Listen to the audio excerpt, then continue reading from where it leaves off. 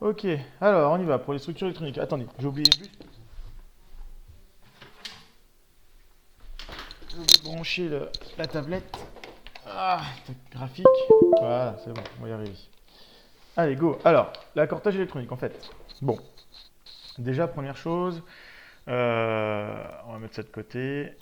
Il faut bien se rappeler que quand vous avez un atome, en fait, votre atome, bah, il est constitué de protons et d'électrons. Par exemple, si on prend le carbone, c'est du C612. Si on prend cet atome-là, en fait, bon, il en existe d'autres, hein, vous vous rappelez, il existe du carbone 14. La seule différence, c'est que ça, c'est les protons, pour rappel. Donc ici, dans le carbone 6 et carbone 14, vous avez tous les deux cas du 6 protons. Par contre, là, vous avez pour celui-là 6 neutrons et pour celui-là 8 neutrons. Parce qu'en fait, ici, 14, c'est la somme des deux. Parce que là, normalement, ça, c'est des choses que vous avez déjà vues. Alors, le truc, c'est que maintenant, prenons le carbone. Le carbone, il a 6 protons. Donc, s'il a 6 protons, et si c'est un atome, qu'il est neutre, donc, ça veut donc dire qu'il a autant d'électrons. Donc, il a aussi 6 électrons.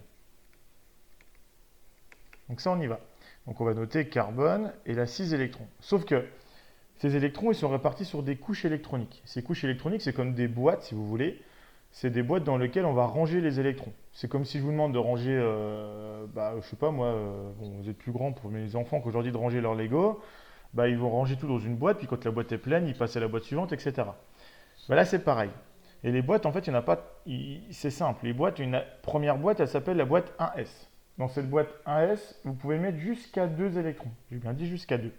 Une fois que vous avez rempli la boîte 1S, vous remplissez la boîte 2S. Et en fait, si vous voulez, c'est première étagère, on va supposer ça comme ça, ce qu'on appelle le premier, nous on appelle ça le premier niveau d'énergie. Ensuite, le deuxième niveau d'énergie, etc. Troisième niveau, il faut voir ça comme des étagères, d'accord? Donc la première étagère, tout en haut, vous mettez que 2 électrons. Deuxième étagère, vous pouvez mettre, il y a 2 boîtes sur cette étagère, une boîte qui contient la même que celle du dessus, c'est pour ça qu'elle a le même nom, qu'elle s'appelle la boîte S. On peut en mettre 2. Et il contient une boîte P. La boîte P, c'est une boîte dans laquelle on peut en mettre 6. D'accord? Troisième étagère, là on est plus en bas, donc on va dire que c'est plus stable. Donc là, on a plus de boîtes possibles. 3S2, 3P6 et puis 3D10. Et normalement, on s'arrêtera là cette année. On n'ira pas plus loin. Alors pourquoi est-ce que sur les étagères, plus on s'éloigne du centre, parce qu'en fait, en gros, pour résumer, euh, quand vous êtes tout près de l'atome, vous ne pouvez pas mettre beaucoup d'électrons. Parce qu'il n'y a pas beaucoup de place. Par contre, quand on va se mettre plus loin, forcément, on peut en ranger plus. Il y a plus de place. D'accord, etc. C'est pour ça que plus vous vous éloignez du noyau, plus vous montez en niveau d'énergie, plus vous pouvez en ranger des électrons. D'accord? Et en gros, il faut voir, voilà, il faut vous dire qu'à chaque fois que vous avez une boîte S, cette boîte S, elle contient 2 électrons, la boîte P, elle en contient 6, etc. Et on remplit comme ça. On remplit celle-là, puis celle-là, ensuite on finit de remplir celle-là, on fait celle-là, puis celle-là. Théoriquement, normalement, on devrait faire celle d'en dessous, puis repartir là, mais on n'ira pas jusque-là, vous inquiétez pas. Nous, on s'arrêtera avant, en seconde, il n'y a pas de souci. Donc maintenant, on y va pour notre carbone. On revient à notre carbone. Notre carbone, il avait 6 électrons à ranger. Donc ces 6 électrons, je vais les ranger dans des boîtes de niveau. Donc j'en ai 6 électrons à ranger. Les 2 premiers électrons, je les mets dans la boîte 1S. Donc je remplis ma boîte 1S, elle est pleine. Donc j'en mets 2. Il m'en reste donc 4 à ranger. Je remplis ma boîte 2S, j'en mets 2, parce que je peux en mettre que 2 dans la boîte 2S. Ok, il me reste encore 2 à ranger. Et troisième électron, hop, enfin il me reste 2 électrons, 2P, je mets mes 2 derniers électrons. Donc là j'ai bien mes 6 électrons qui sont rangés dans leurs 3 boîtes.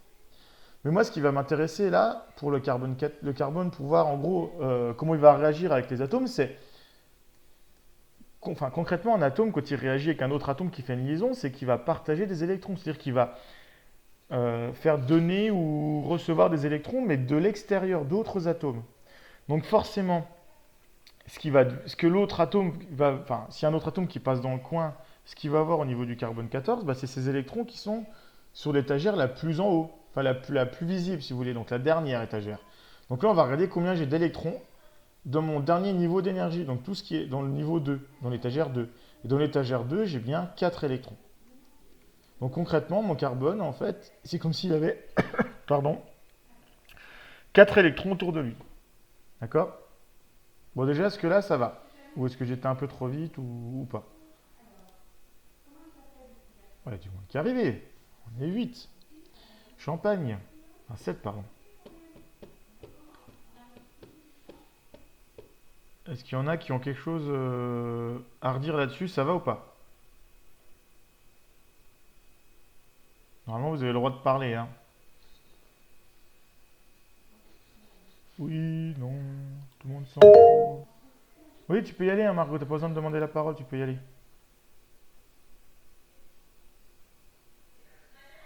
Ah, t'as pas l'air d'une connexion un peu pas terrible. Ah, c'est revenu. Allô, je t'entends pas, Margot, vas-y.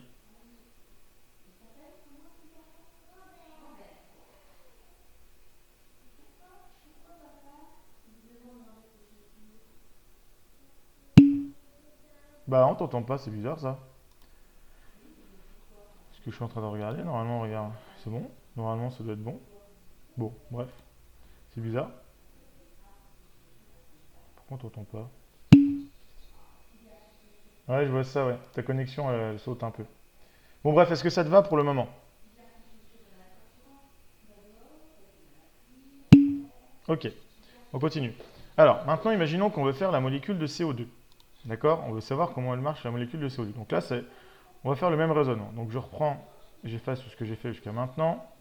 Donc on vient de voir que le carbone, il avait 4 électrons sur la couche externe. 1, 2, 3, 4. Ça, c'est pour le carbone. Maintenant, imaginons qu'on veut faire la molécule CO2. On va s'occuper, donc là on s'occupait du carbone, c'est bon, on va s'occuper de l'oxygène. On le fait une fois, mais finalement ce sera deux fois la même chose. Donc l'oxygène, on y va. L'oxygène, c'est du 8. Alors que ce soit du 16 ou du 17, on s'en fout. L'important, c'est ici, parce que ça, on a un nombre de protons. Donc on a 8 électrons. Et on va regarder ces électrons, on va faire le même raisonnement que pour les boîtes, là, pour le carbone. On va raisonner avec les mêmes boîtes. Donc l'oxygène, on va regarder ses niveaux d'énergie. Donc c'est ce qu'on appelle les couches électroniques. Donc on en met 2 sur la première couche 1s. Ensuite, on va en mettre 2 sur la couche 2s. Donc là, pardon. Tac. Donc là, j'en ai déjà mis 4. Il me reste encore 4 à ranger. Et je vais les mettre sur la dernière couche, la couche P. La boîte P. D'accord? Donc 2P4. J'en ai bien 4 et 2, 6 et 2, 8. C'est bon, j'ai 8 électrons. Et là, je vais regarder pour l'oxygène. Il va montrer à l'extérieur que ce qui est sur sa dernière couche, sur son dernier niveau, c'est-à-dire son niveau 2, en l'occurrence. D'accord? Donc les atomes, c'est le niveau 3 à 4. Hein. On peut aller bien plus haut que ça. Il faut toujours regarder la dernière couche. Donc là, la dernière couche électronique, elle contient 2 boîtes. D'accord? Enfin, le dernier niveau d'énergie contient deux couches, la 2s et la 2p. Et donc ici, en fait, on a bien 6 électrons à ranger. Donc si je regarde, l'oxygène, il a 6 électrons. 1, 2, 3, 4, 5, 6. D'accord? Donc là, on est bon. On a nos 2 électrons, on a nos 2 atomes. On a nos 2 trucs. Ok, ça marche pas. Ah! Moi, j'efface tout, c'est pas grave. Donc on y va, on va mettre une autre couleur. Comme ça, ce sera plus simple. Donc l'oxygène, on a dit, l'oxygène, il a, c'est 1, 2, 3, 4, 5, 6 électrons sur la couche externe. Donc on a notre carbone et notre oxygène. Ils vont se lier ensemble. Ils ne vont pas se lier n'importe comment. Ils vont se lier de manière à partager des électrons entre eux et ils vont tout faire pour avoir 8 électrons. Pourquoi 8? Parce que c'est comme ça, ce qu'on appelle la règle de l'octet. Et donc, le carbone, lui, il a besoin de récupérer 4 électrons pour arriver à 8, parce qu'il n'en a que 4 autour de lui. L'oxygène, lui, il en a 6 autour de lui, donc il a besoin de récupérer 2 électrons. Quand je dis récupérer, c'est-à-dire qu'ils vont les partager ensemble. Comme ça, l'électron, il compte pour les 2 atomes. C'est cool, tout le monde est gagnant. Et le troisième atome, qui est aussi un atome d'oxygène, lui, il va faire la même chose. Donc qu'est-ce qui va se passer? Lui, il veut prendre 2 électrons, mais il ne va pas les piquer totalement, il va les partager. Donc il va dire au carbone qui est juste à côté, écoute, mon copain carbone, tu me prêtes 2 de tes électrons, et moi je t'en prête 2. Des miens.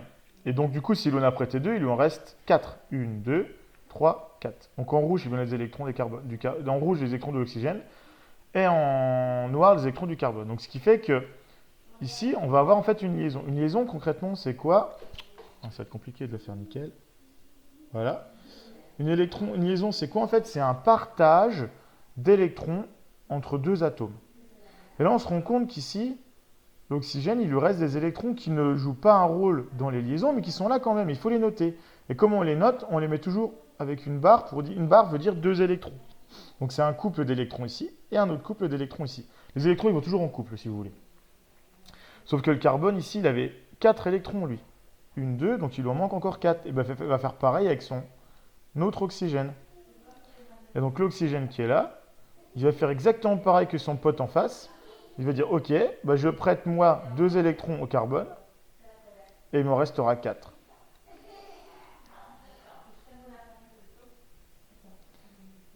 Et donc ici, si on regarde, on va avoir une liaison là, une liaison là, une liaison, ce qu'on appelle un doublet non liant, c'est pas une liaison, et ici un doublet non liant. Donc écrit en formule de Lewis, ce qu'on appelle Lewis, je vais l'écrire comme ça, CO2. C, double liaison O, mes 2 doublets non liants, double liaison O, doublet non liant. Et là maintenant, pour vérifier ça, on compte toujours. On va toujours compter les électrons. Ici, j'en ai 1, 2. Alors j'entoure tout ce qui est autour de mon atome, d'accord? J'en ai bien 1, 2, 3, 4, 5, 6, 7, 8 électrons. Donc on est content, d'accord? Et je vais faire pareil pour le carbone. Le carbone, il a aussi 1, 2, 3, 4, 5, 6, 7, 8 électrons. Donc il est content, il respecte bien la règle de l'octet. Et celui-là, il respecte bien 1, 2, 3, 4, 5, 6, 7, 8. Tout le monde est content. Le fait d'avoir partagé leurs électrons, ça leur permet d'arriver à 8 au niveau électronique sur leur couche externe. Est-ce que c'est plus clair, Margot? Et puis les autres.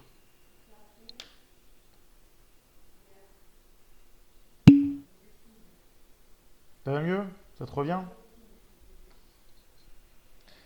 Ok, est-ce que j'essaie de faire une autre molécule ou c'est bon et puis on passe à l'électricité ou autre chose?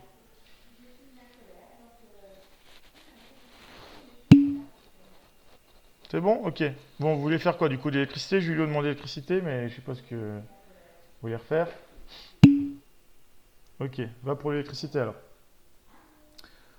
Alors, qu'est-ce qu'on va faire? On va faire un truc facile. On peut pas mettre. Si, c'est ça. Alors, on y va pour.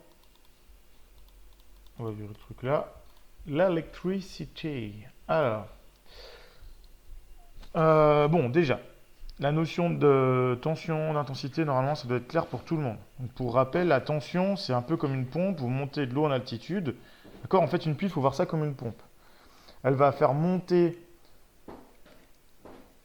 ce qu'on appelle le potentiel électrique. En gros, il faut imaginer ça comme une hauteur d'eau. Et donc ça, c'est la hauteur de chute d'eau. Si maintenant, imaginons qu'ici, je relie directement ma pompe, enfin ma pile, et je fais ce qu'on appelle un court-circuit. Qu'est-ce qui va se passer? En fait, la pompe, elle va pomper en continu. Mais en gros, l'eau, elle est en train de pomper de l'eau, mais l'eau ne redescend jamais. Et en fait, il n'y a rien qui ralentit l'eau. Donc en fait, on renvoie à la sortie l'entrée. Donc votre pompe, elle va tourner en boucle, elle va exploser en fait, si vous voulez.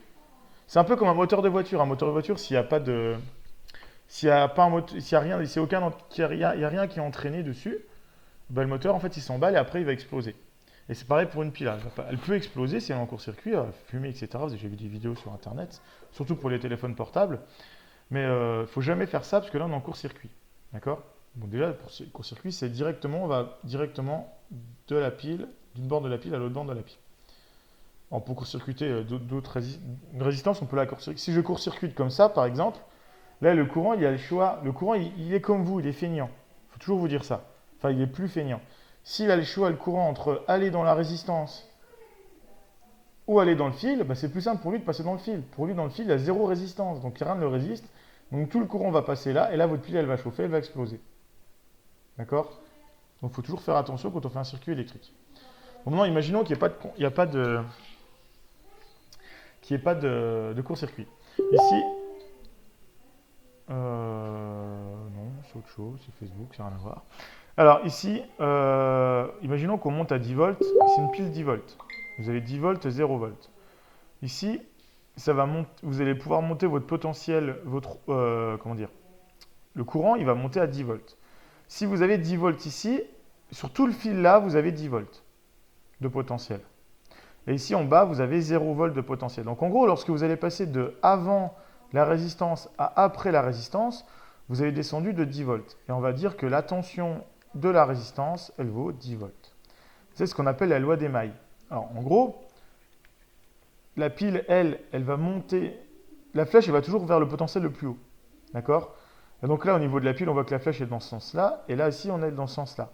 Et la loi des mailles, elle nous dit que si je fais une boucle, donc ici, on voit que si je pars du point là, par exemple, et que je passe là, là et là, la tension, alors si là, je l'appelle le point là, AB, C et D, si je fais UAB, attendez, si je fais la tension UAB plus la tension UBC plus la tension UC, j'en suis où là? C'est un D là. UCD plus UDA, normalement je dois être égal à 0. C'est ça qu'elle nous dit toujours la loi des mailles, ce qu'on appelle la loi des mailles. D'accord? Et donc là, si on regarde UAB, bon, on est dans le bon sens, c'est UP. Donc ok, pas de problème. Donc c'est UP. Et ça vaut 10 volts. UBC, j'ai dit, c'est un fil. La tension au bord d'un fil, c'est toujours 0 volts. Parce qu'on est toujours le même potentiel, on n'a pas descendu, on n'a rien traversé, donc c'est toujours 0 volts. UCD, on voit que ça va dans le sens inverse de UR. Donc ça va être moins UR. Parce qu'on voit qu'on remonte là, d'accord? On est dans le sens inverse de UR. Et UDA, ça vaut 0, parce que c'est un fil, est égal à 0. Et donc normalement, on retrouve bien que UP, c'est bien 10 volts, plus 0, plus moins 10 volts, et plus 0 est égal à 0. On retrouve bien le 10 moins 10.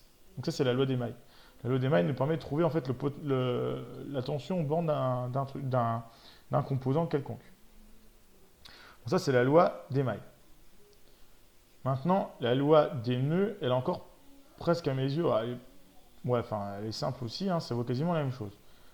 Imaginons, ce coup-ci, on va s'intéresser à l'intensité. Vous avez ici, je ne sais pas moi, 1 ampère qui arrive dans un fil. Donc 1 ampère, pour rappel, 1 ampère, c'est la quantité d'électricité qui passe dans un fil. Pour faire le lien avec l'eau, c'est la quantité d'eau qui passe dans un tuyau en 1 seconde. Et bien, ce tuyau, s'il arrive à une intersection et que vous mettez 2 autres tuyaux, forcément, ce qui va repartir, si on l'appelle I2 et I3 et que ça, on l'appelait I1, et bien, ce qui va repartir, c'est égal à ce qui est arrivé, c'est logique, s'il n'y a pas de fuite.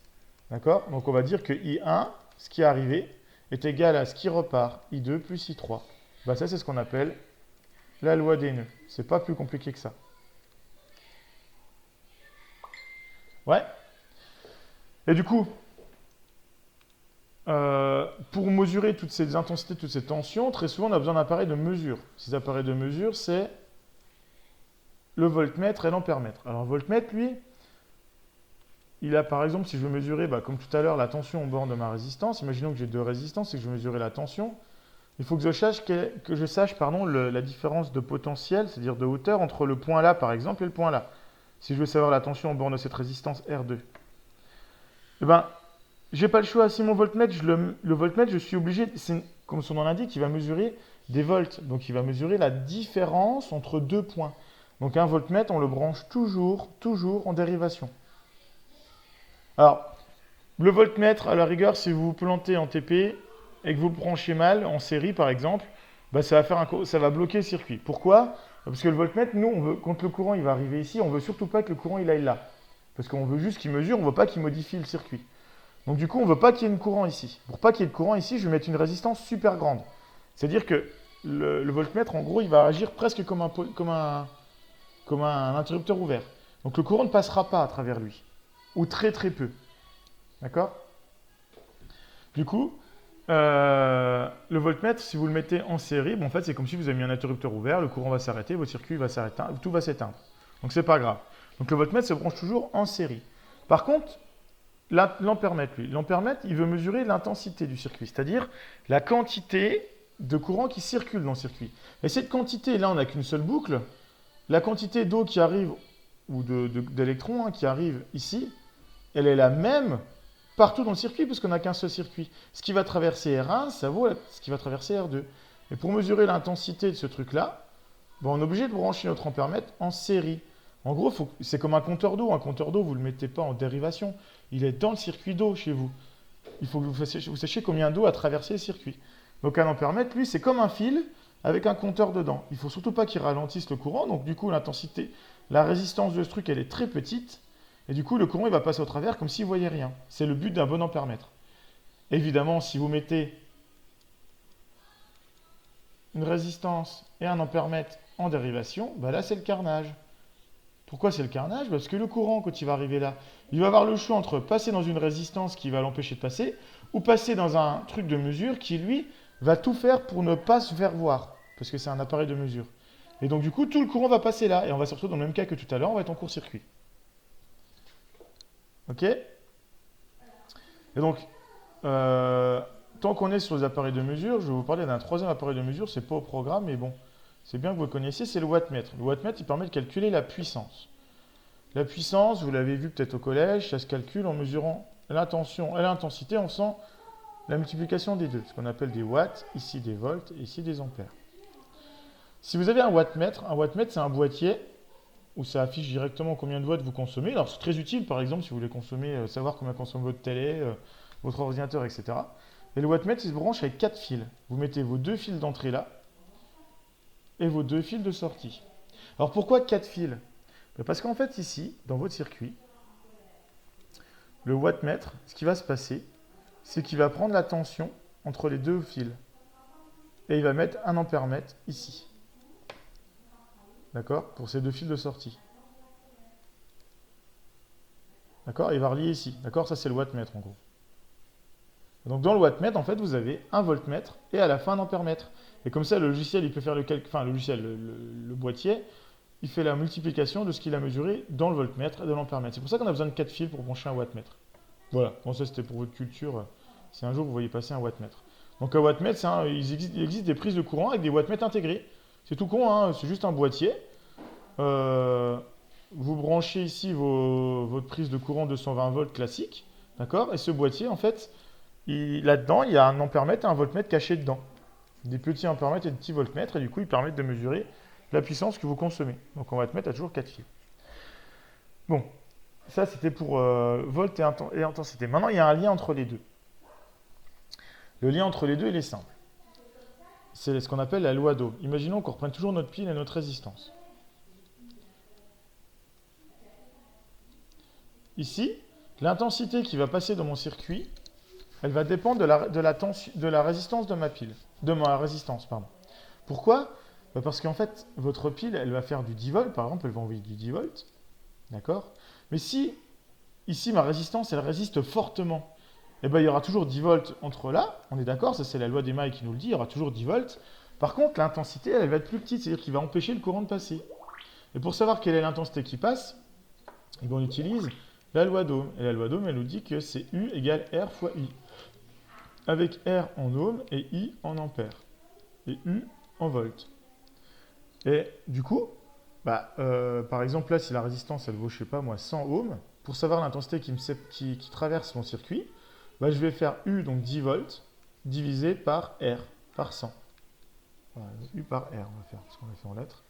U par R, donc c'est-à-dire 10 divisé par 100, et on trouve 0,1. 0,1 ampère. Et 0,1 ampère, ça fait 100 mA. C'est pas à peu près, ça fait 100 mA. 100 mA, c'est déjà pas mal. D'accord? Donc ça fait 100 mA.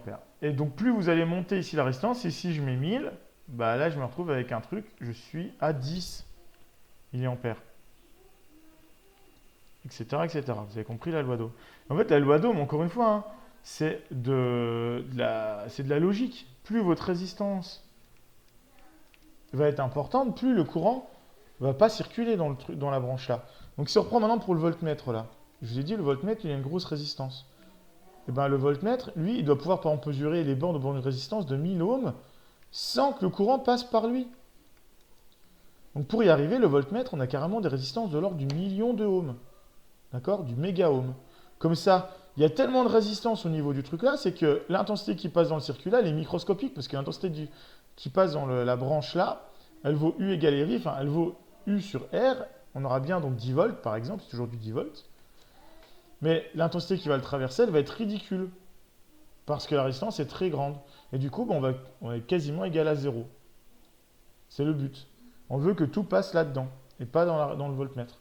Par contre, la résistance, elle, d'un ampèremètre, comme je vous disais juste avant, elle est très petite. Parce qu'on ne veut surtout pas que ça diminue le courant dans le circuit. Ce n'est pas le but d'un ampèremètre, c'est juste de mesurer. Je ne sais pas si j'étais plus clair. Julio et Ninon, ça vous va ou pas? Puis les autres, du coup.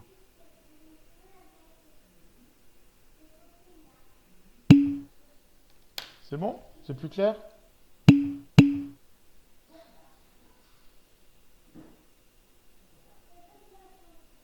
Bon, bah, du coup, je vous écoute. Qu'est-ce que vous voulez bosser d'autre?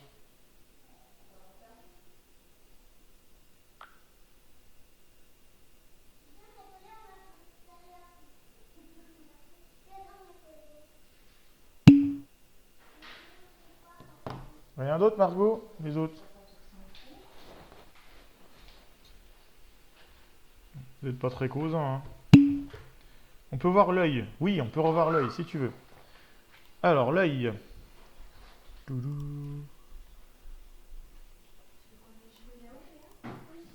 Alors, l'œil. Donc, votre œil, c'est exactement pareil qu'un appareil photo. Sauf qu'un appareil photo, il prend des photos de temps en temps, mais pas votre œil. Il marche en continu. Donc, votre œil, vous, il est constitué d'une boule, d'accord? Ce qu'on appelle le globe oculaire. Et vous avez ici une lentille. La lentille, en fait, c'est ce qu'on appelle le cristallin. Et au fond de votre œil, vous avez plein de cellules, ce qu'on appelle la rétine. D'accord? Le but du cristallin, c'est que l'image d'un objet que vous regardez, par exemple, je sais pas, vous regardez la télé, vous regardez votre téléphone, hein, que vous regardez votre téléphone portable, blabla, vous regardez Facebook, je sais pas quoi, il faut que l'image de votre téléphone portable, elle se retrouve sur la rétine. C'est-à-dire qu'il faut que j'ai ici l'image de mon téléphone qui apparaît sur la rétine. Et pour y arriver, bah, l'œil, en fait, le cristallin, c'est un outil qui est formidable parce que c'est une lentille, mais qui peut dévier, qui peut se déformer. Et pourquoi c'est formidable? Parce que sinon, on a une lentille fixe. Une lentille fixe, je vous rappelle, elle est caractérisée par deux points. La focale image et la focale objet. Si on a par exemple votre téléphone, alors je vais représenter ça par une flèche, hein, on reprend toujours par une flèche, c'est plus simple. Et bien en fait, pour rappel, les rayons qui traversent une lentille qui arrive parallèle à l'axe optique, ils vont ressortir par F'. D'accord? Et les rayons qui passent par le centre, ils ne sont pas déviés. Donc là, l'image de ma flèche, pardon, AB, c'est A'B'. On voit que c'est une image à l'envers. Mais maintenant, si AB, il est plus près, ou plus loin, je vais le mettre en vert. Imaginons qu'AB soit plus près. Et ben, je refais le même tracé. Donc celui-là, il n'a pas changé, le rayon vert, il est toujours celui-là, donc pas de problème, celui-là, il ne change pas. Par contre, le rayon là, il est changé. Et là, on voit que plus on va être près, si je prends A seconde, B seconde, ben là, je vais avoir une nouvelle image qui est A tierce, B tierce, et qui est bien plus grosse que A'B'. Et ça, c'est logique. Quand vous voulez regarder un truc et que vous voulez en gros, si vous n'arrivez pas à lire un texte, vous allez rapprocher ce texte de votre œil de manière à avoir une image plus grosse. Mais le problème en faisant ça, c'est que la rétine, elle, qui était un écran, imaginons que là, votre œil, au début, il était bien réglé, il était réglé pour voir cet objet-là. La rétine était là. Mais la distance ici entre la lentille et la rétine, on ne peut pas la bouger. Votre œil ne peut pas se déformer. Il ne peut pas s'allonger, votre œil. Donc on est coincé. Il faut qu'on arrive à trouver un moyen, sans déplacer ni ça, ni ça, d'arriver à avoir une image qui se forme correctement sur la rétine.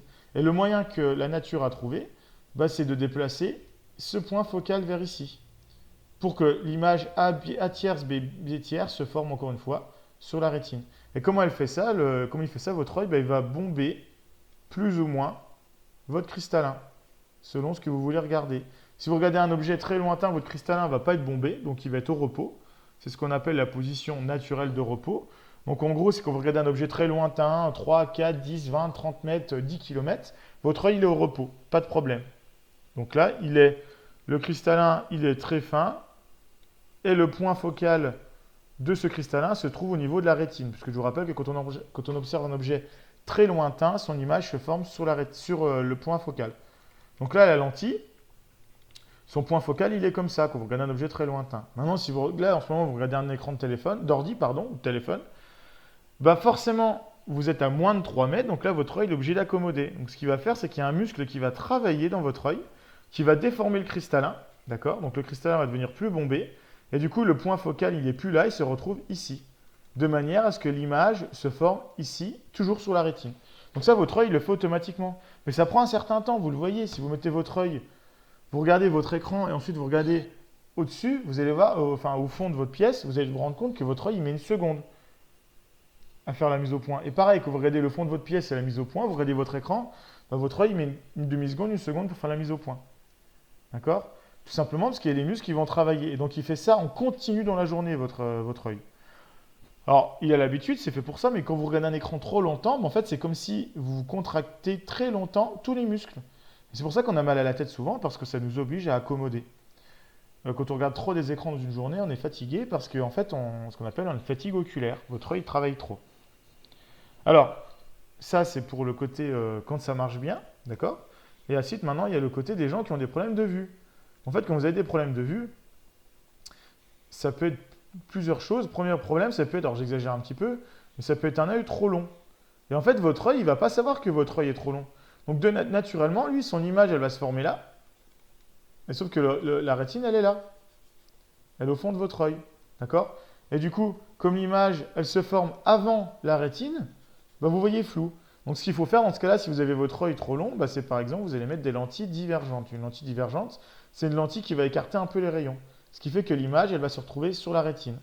Inversement, si votre œil est trop court, bon, en fait, le cristallin, lui, il n'est pas censé le savoir. L'image va se former, entre guillemets, derrière la rétine. En réalité, il ne va pas se former derrière la rétine, puisque la rétine va l'arrêter, mais ça va être un truc flou. Donc sur la rétine, on va avoir un truc flou. Donc là, par exemple, quelqu'un qui est myope, c'est son problème. L'image va se former derrière son œil, ce n'est pas ce qu'on veut, donc ce qu'on fait, c'est qu'on va lui mettre des lentilles convergentes, de manière à ce que l'image se forme ici. Et du coup, le point focal, il se décale vers ici. En fait, on va additionner ici la convergence de celle-là à la convergence de celle-là. Et là, on appelle ça ce qu'on appelle la vergence. On a fait un exo dessus, vous vous rappelez, où on additionnait les vergences. Donc les vergences s'additionnent et du coup, vous obtenez une nouvelle lentille. C'est comme si vous avez une nouvelle lentille, mais qui accommode plus. Du coup, vous voyez net. Ouais. Et vous allez voir quand vous serez vieux, dans de nombreuses années, en fait, vos parents, très souvent, bah, ils ont des yeux pas forcément malades, donc des yeux normaux. Le problème, c'est que le cristallin, en fait, quand vous êtes jeune, il arrive bien à se bomber, mais quand vous commencez à vieillir, bah, le cristallin, il se bombe moins. Il est fatigué, les muscles sont fatigués. Ce qui fait qu'au fur et à mesure, bah, en fait, les objets proches, ils les voient flous. Et donc, du coup, ils sont obligés de tendre le bras de plus en plus, parce qu'en fait, le point le plus près qu'ils arrivent à voir, ce qu'on appelle en latin le punctum proximum, enfin en latin en science, mais ça vient du latin. Donc le point le plus proche, pour nous actuellement, vous pouvez faire l'exemple, hein. Vous mettez votre doigt, vous le rapprochez doucement de votre œil, d'un œil, fermez un œil, vous rapprochez votre doigt d'un œil, vous allez vous rendre compte qu'à un moment, vous le voyez flou. Ce punctum proximum, normalement, il est de l'ordre de 20 à 25 cm pour quelqu'un de normal. D'accord? Mais par contre, vos parents, vos grands-parents, eux, ils ont un punctum proximum des fois de l'ordre de 50, voire de 1 mètre. Et comme vos bras, ils ne font pas 1 mètre de long, et ben, ils sont coincés. Donc ce qu'ils font, c'est qu'on leur rajoute une lentille, ce qu'on appelle des lunettes de vue, des lunettes pour la presbytie, ce qu'on appelle la presbytie, des lunettes anti-presbytie. Et ces lunettes, en fait, elles vont vous permettre de compenser la perte, si vous voulez, d'accommodation de l'œil. Mais ça ne leur pose pas de problème pour regarder des objets lointains. Une personne âgée qui a des bons yeux, il verra très bien loin, il n'y a pas de souci, il n'a pas besoin de lunettes. Par contre, c'est dès qu'il veut lire, il est obligé de mettre des lunettes. Et ça, on va tous y être confrontés un jour ou un autre. Ouais? Ça vous va comme résumé sur l'œil, ça? C'est plus clair? Bon, n'hésitez pas si vous avez des questions, hein.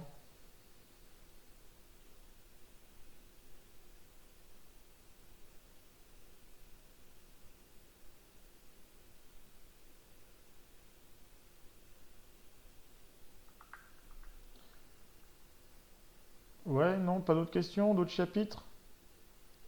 Je vous écoute.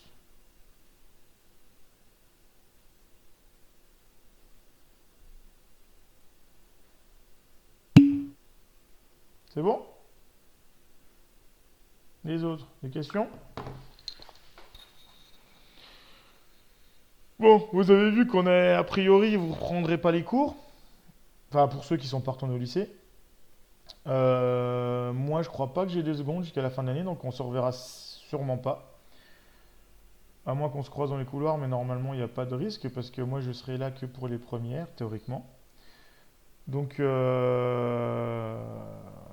est-ce que vous voulez qu'on refasse une séance la semaine prochaine? De toute façon, il reste quoi? Il reste 2 semaines.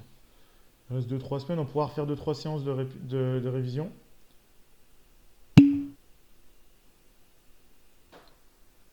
Ouais, on refait une séance de révision. Alors, bah, je vous renvoie un mail dans la semaine pour vous dire quand. D'accord? Je vous renvoie un mail dans la semaine pour vous repréciser la date du prochain cours. Comme ça, je vous laisse un peu de temps. Bah, je pense qu'on fera ça peut-être lundi ou mardi prochain. Comme ça, ouais, c'est ça, pour ceux qui veulent l'aspect. Donc n'hésitez pas, hein. Si vraiment il y a des trucs qui vous posent problème pour ceux qui veulent faire SPE l'année prochaine, n'hésitez pas à faire une liste vraiment de tout ce qui vous balayez en gros tout ce qu'on a fait cette année et vous notez puis on en reparle. Donc on va dire, bah sinon ouais, on va dire tout de suite lundi prochain 10 h, d'accord? Ça vous va ou l'après-midi, comme vous voulez. Vous préférez 10 h ou en début d'après-midi? Ou 14 h? 10 h c'est bien? Ok, on fait comme ça. Donc bah, lundi, j'envoie un mail tout de suite, comme ça c'est fait. Allez, j'envoie un mail tout de suite avant que j'oublie.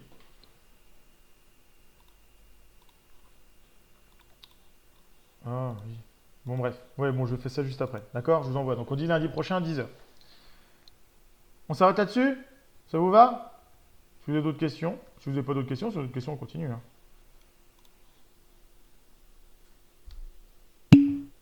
Ok, bon. Bon bah allez, bonne journée à tous alors. Et puis je mets ça sur YouTube si vous avez besoin de revoir. Et puis j'envoie un message à tout le monde pour dire qu'on remet ça lundi prochain à 10 h. Allez, en attendant, bonne semaine. Bon, pour ceux qui vont au lycée, amusez-vous bien. Pour les autres, bah, travaillez bien, reposez-vous bien, faites attention à vous. Et on se revoit lundi prochain. Bonne journée.